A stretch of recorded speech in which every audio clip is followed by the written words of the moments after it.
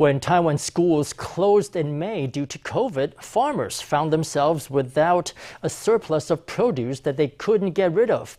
In response, a local government stepped in to help sell it.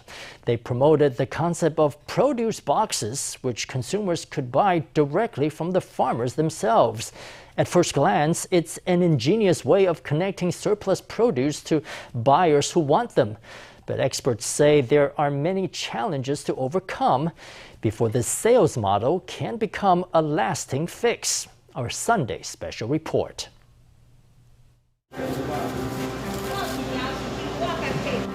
It's 8 in the morning, and workers at this cold storage warehouse in Taichung's Wufeng Township are packing fresh produce into boxes for shipment to customers.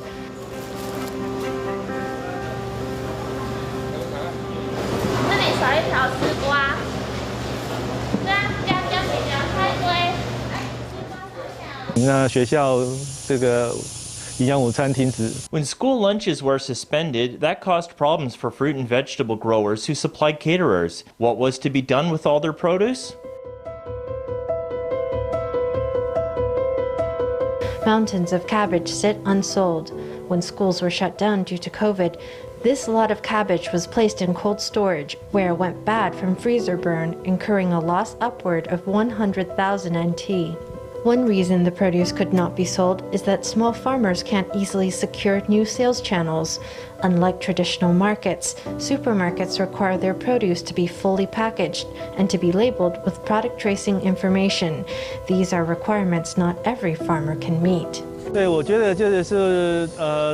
I think that the problem with finding new sales avenues is information asymmetry. That is to say, many small farmers don't have enough information. They have their set ways of selling their produce. But when those methods need to change, they don't know how to do it. Yunlin County is Taiwan's largest agricultural producer. When schools were suspended in May, 150 hectares of produce lost their market. Most of that produce was leafy vegetables, which spoil easily. Although the county government gave farmers help with marketing, most of the produce was left unsold. Again, with help from the local government, farmers tried to sell their produce directly to retail customers in box deliveries.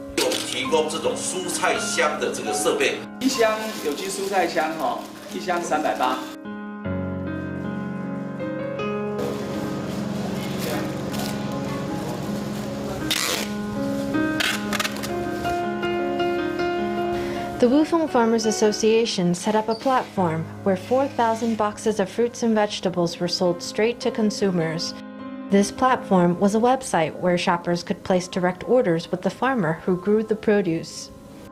以现在目前农民的身份那他们会把他们的货配送到可能 Traditionally, farmers send their produce to distributors or to fruit and vegetable markets. The produce has to go through all these layers, all these intermediaries before it arrives in the hands of the customer. Because of that, it gets there slower. Taiwan's produce distribution has long suffered from inefficiencies. Every time farmers find themselves with a surplus, there are also complaints from consumers who can't obtain the produce they want. Experts say that direct-to-consumer sales are a solution. 缩短了消费者跟农夫之间的距离。 We want to shrink that distance between farmers and consumers. We are like matchmakers. We match up consumers and farmers. We help farmers list their products online. The Farmers Association runs an online market where farmers can open virtual stores.